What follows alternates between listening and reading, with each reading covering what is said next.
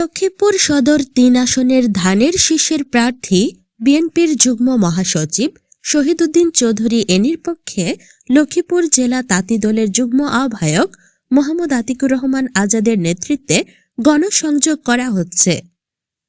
গত ৬ ফেব্রুয়ারি দিনব্যাপী মোহাম্মদনগর বিভিন্ন পাড়ায় মহল্লায় ১ নং ওয়ার্ড, মান্দারি গন্ধব্বপুর ৯ নং ওয়ার্ড, বিভিন্ন বাজার এলাকায় ব্যাপকভাবে ধানের শীষের পক্ষে জনসংযোগ করেন আতিকুর রহমান আজাদ। এ সময় মোহাম্মদনগর এলাকায় মিছিল সহকারে মানুষের কাছে এনি চৌধুরীর ধানের শীষের সালাম পৌঁছিয়ে দেন এই নেতা। এছাড়াও ভোটের দিন ধানের শীষের বিজয় হওয়া পর্যন্ত কাজ করে যাবেন বলে জানিয়েছেন তিনি।